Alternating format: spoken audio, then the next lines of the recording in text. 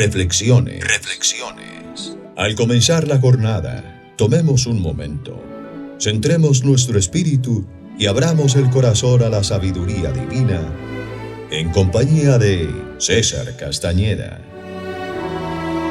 Hoy reflexionaremos sobre gozo en medio del dolor. ¿Sabes que Dios nos ha creado con una capacidad extraordinaria para enfrentar las adversidades y para encontrar gozo aún en medio del sufrimiento? Hablar de las endorfinas, conocidas como las hormonas de la felicidad, es un reflejo de su amor y cuidado.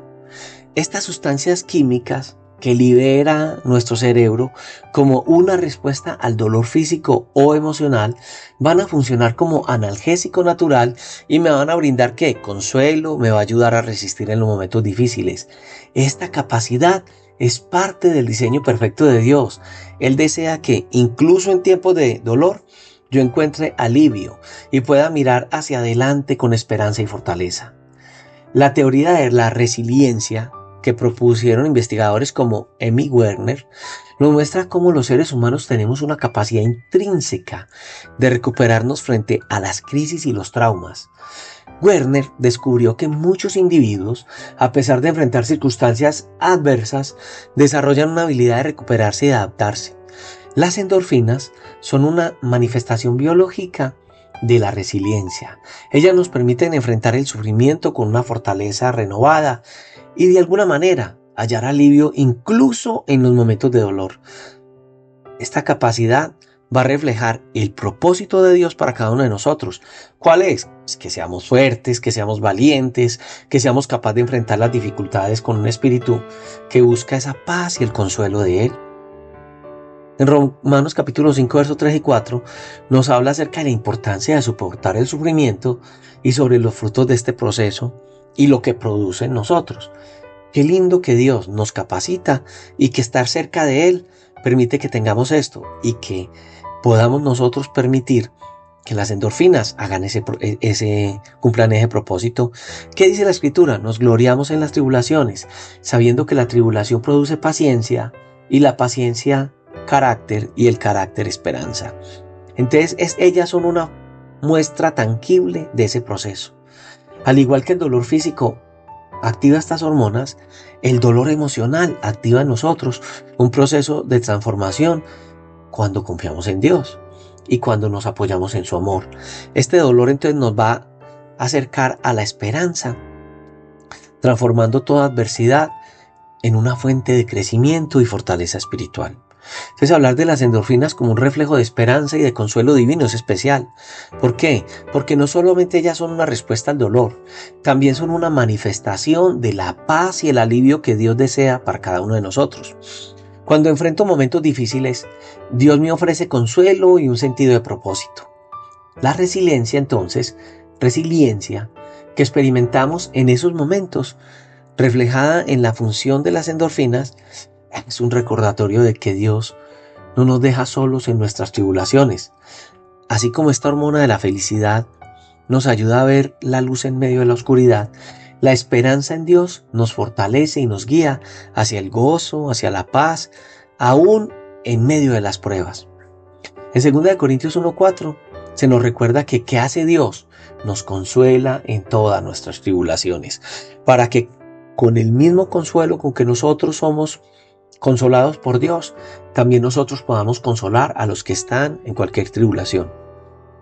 Si esto es así, cuando experimentamos en Dios esa paz, no es solamente algo que viene de la parte espiritual, sino que Él ha colocado en nosotros estas endorfinas, y cuando Él, en ese mover espiritual, empieza a trabajar en mi cuerpo, esas endorfinas van a empezar a hacer ese efecto que Dios quiere que esté en nosotros, y a pesar de que muchos en esos momentos no lo experimentan, como descanso en Él, ellas se van a activar.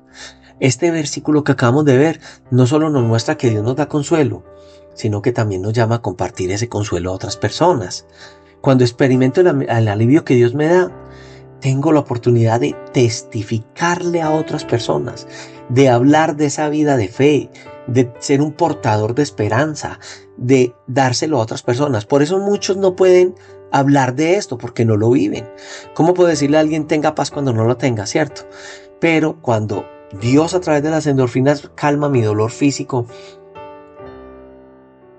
con este consuelo divino, que en el momento de las tribulaciones Él me llena de paz y me permite entender esa paz a la persona que está sufriendo y que esa manifestación del dolor la está externalizando a través de todos esos síntomas, somatizando enfermedades.